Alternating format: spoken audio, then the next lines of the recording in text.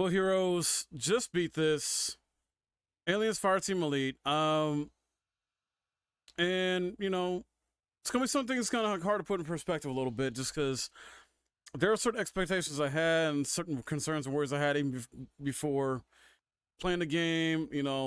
Leading up to it, stuff like that. I was actually 50-50 about getting this game initially, just because I was worried, like, oh god, are they gonna mess this up? Because much like a lot of people, I had the concerns of, is this gonna be like another Colonel Marines? We all know how bad that game was.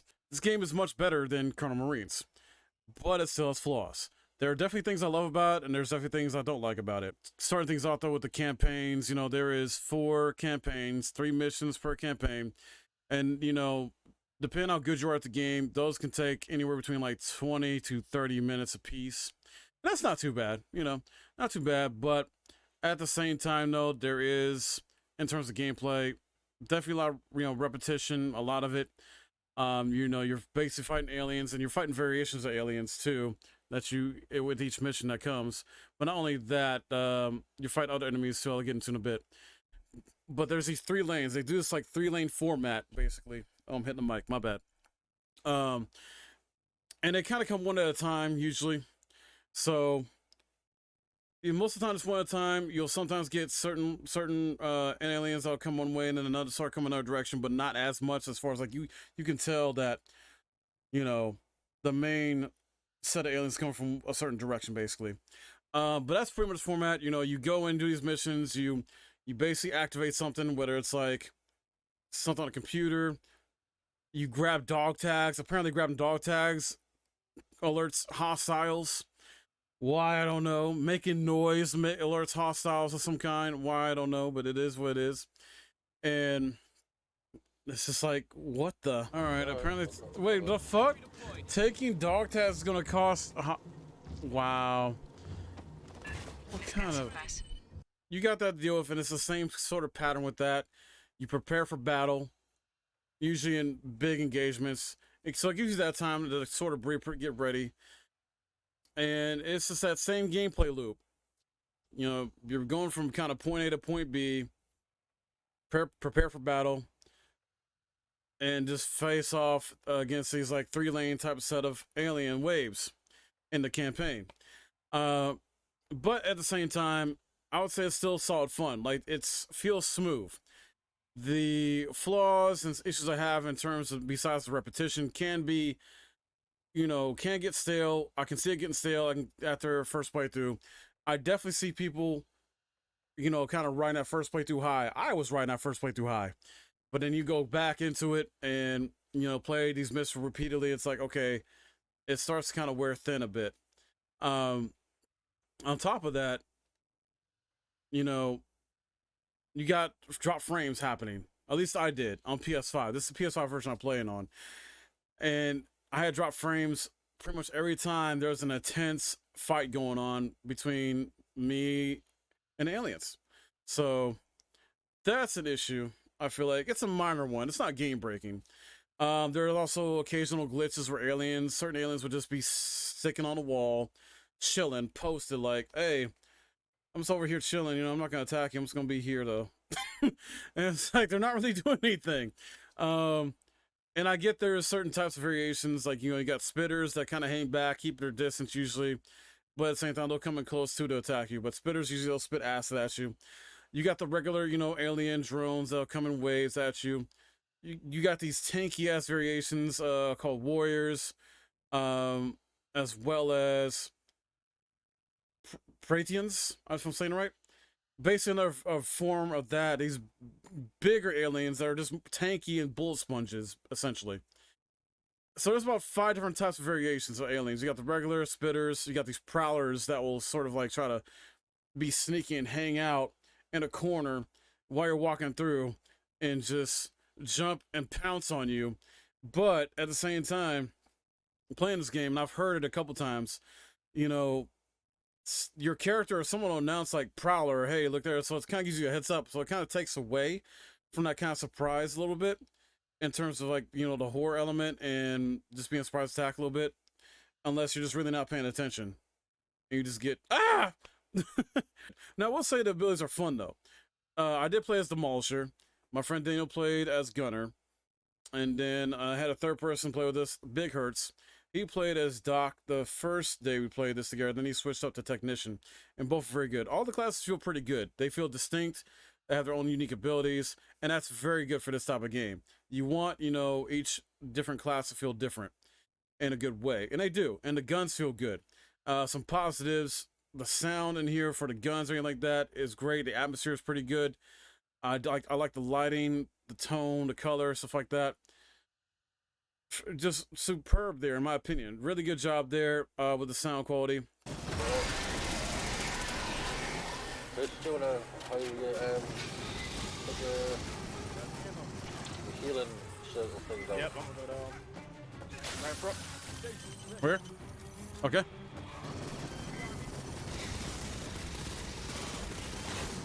Doctor, get your breathing cover, Doctor, get your ass in the circle so we can heal you. My gripe, though, with the sound quality, not necessarily the sound quality, it's more just a presentation standpoint. No lip syncing. You're talking to these NPCs at the base, and you're hearing, the good voice commentary from them about what's going on. This is pretty much how you get the lore from this game and what's going on in terms of the story. Is you got to talk to these different people at your base, and you'll hear them talk, but their lips are not moving. Flew interceptors, the squadrons had decent names. Predators, gunslingers. Cracked rooks is like, oh, I dropped my chess set. The UD-9C carries enough ordnance to take out a town, and it'll keep flying with half its ass blown off. But a Condor's not going to survive turns and burns against a real interceptor. What the fuck? And you definitely can feel like this is a budget title. It definitely feels like the studio was put on a tight budget. They had limited funding, which is weird for a game like this. You would think they'll get more funding for an Aliens licensed game. I don't know the ins and outs of what happened with the deal, so we just gotta take it at face value for what it is. It's a mostly flawless game, plays smooth, fun gameplay. Visually looks good for the most part. Like I said, drops frames in certain areas in combat. I did experience another issue with this in terms of flaw. Every time you load into your base, it's lag. I don't know why it turns into lag city for a bit, but it does. That needs to be addressed. So it's got some bugs and fixes it needs to, that they're gonna work out. I get this studio. It's their first game as a studio. It's an indie game technically, or might even be considered a AA type of game. That still doesn't fully excuse it. It's these issues like where a game feels like it's unfinished, incomplete, should not be a thing. And we still keep getting games like this that release like that. Don't get me wrong, this game is fun. I enjoy it. I have fun with it. I worry about the longevity of it though. It doesn't feel like it has like much long legs to stand on. It's like you have that fun first playthrough, you come back to it, try to upgrade your character, so you can do a full build or anything like that. And there's also, the intense, extreme, and then insanity difficulties. Insane being hard, extreme being very hard, and insanity being insanity. So, and I decided to test this out as well too. Intense mode is no joke. I even decided to try extreme mode. That's even worse. The basic enemies just hit way harder. Extreme, I think you go down to like one hit, maybe two at most, if you're lucky. Intense mode, it takes me about 3 or 4. And there is friendly fire on as well too in those modes. So you gotta be careful, gotta pay attention a little better to that as well. AI is okay. If you don't have a full squad, you can't play this by yourself with the AI, but I don't recommend it. AI's, like I said, it's okay, it's decent, but it's definitely better to play with friends in this so you can coordinate better and talk on the mic and everything like that. But that's how most co-op games are, It is a fun co-op third-person shooter. It does take inspiration from Left 4 Dead series and puts the alien skin on it. And I gotta commend them. They put some good references from the movies in here, from Alien 1, Aliens, Prometheus even, I love it as far as the environments go. And, mention certain companies, like Wayland, Utah, and stuff like that. in here too, which has always been a mainstay in the lore and franchise. So they definitely take some things from the movies and implement them in here. I wish they would have did a little bit more though. Maybe put some posters in here. I don't know. Probably to have some like unique stuff we pick up that is lore stuff from the movies, like collectible type stuff. They don't really have that. They got intel stuff in here, but then you go back to and listen to later as a log thing. But yeah, that's about it on that. Another variation of enemy types you encounter the androids, the synthoids, and it turns into Gears of War cover shooter basically at that point, and they are just bullet sponges. And there's a little bit of variations with those enemies too. Like you got like a heavy gunner type, you got these shield types, you got these one that are like self-destructive type robots. So it's little variations of that, and they try to change up a bit, but I more so enjoyed just fighting aliens more. Like it was just better that way to me. I kind of had a feeling they were going to be in there. You know, it can make sense for them to be in there, deal with these androids. They've been in previous Alien games, but yeah. Not as fun as just tearing through some aliens, though. Just not as fun. As far as the length of the game, it's roughly like, it'll take you like 8 to 10 hours to beat. And, you know, it's a $40 game. That's not too bad. It definitely feels like there should be more content here. It's lacking some content for sure. Like, the missions don't take that long. The repetitive value, replay value, it's like that. I don't know. I definitely can see it objectively. This is going to piss some people off. The replay value is just not, there's just not enough there. We did try out the Horde Mode after beating the campaign. Horde Mode is only one freaking map. I'm sorry, but that's sad. A game like this, when you have multiple maps and stuff like that for the campaign with these missions like that, Horde Mode should be just as much maybe, like, or at least have 3 different maps. You know, have at least a few in there, and there's no. One freaking map you're on, and you're dealing with the same type of enemies for the most part. Although, I forgot to mention, there are facehuggers in here. And I love that they put them in here, because damn, those things are terrifying. I cannot stand facehuggers, but I'm so happy they put them in here as another type of alien type that will just mess with you and just try to get on your face and everything like that. So good, so good. But yeah, the Horde Mode, I mean, it's fun and it's all right, but only one map. That's just kind of lazy, maybe. I don't know. I'm trying to give some fair, tough love with this review and what I think, because that should have been more. Like, if you want people to play this more and, you know, enjoy your game more, the Horde Mode should have been more expanded upon. I get that they're going to do some free updates and free, you know, DLC stuff for us. But this game also has a different version, a deluxe version that's like $70. The standard's $40, and in the deluxe you get like a season pass thing or endeavor pass thing, where it's like 1 to 4 seasons, I guess, of some content that's paid content. Don't know what the hell that's going to include yet. We'll have to wait and see. Something else I feel like this game was lacking is boss fights. There was no boss fights. Like, what the hell?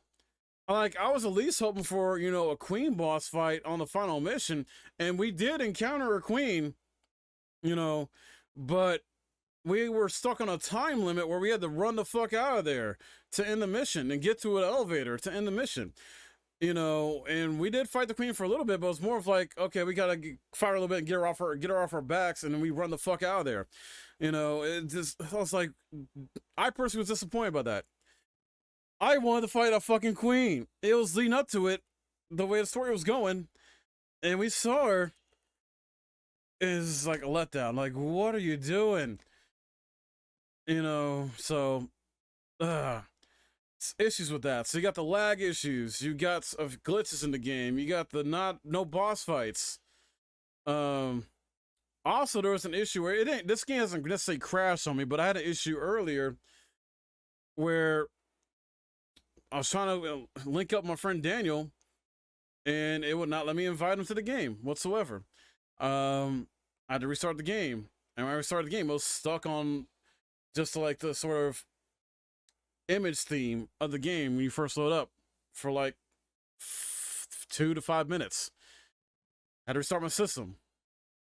Now that may or may not be a game issue. Maybe the PS5 was acting up. I don't know, but that was an issue there. I don't know if anybody else experienced that, but that was crazy. And I'm gonna get to my final verdicts here. What I think about this, because it has a lot of positives. And I'm, I love this. I love this lore. I love the Aliens movies, and I'm gonna come off a little bit biased, a little bit of that. But I'm trying to be objective too. So my final verdict for this would have to be,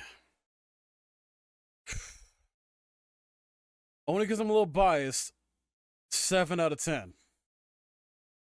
It is a good game. It is a good game. The lowest it probably is, it's like an above average game, because there's a lot of positives, but there's some negatives that needs to really fix. And I hope they iron out some things for this game. Because man, this studio, this might be their first game, but they got people that are like veterans in the industry. So, and like I said, I don't know. There's obviously a budget constraint on this. I don't think we're running out of time or what the heck, but man, whew, this felt incomplete, lacking content. So, but it's still a fun game with friends. It's still a 7 out of 10 to me, and there's still a lot of fun to be had with this. I just hope they get this stuff, rolling out soon here, and so they can keep the community happy and keep people playing it for a much longer time. But that's been my review of this game. Hope you enjoyed this.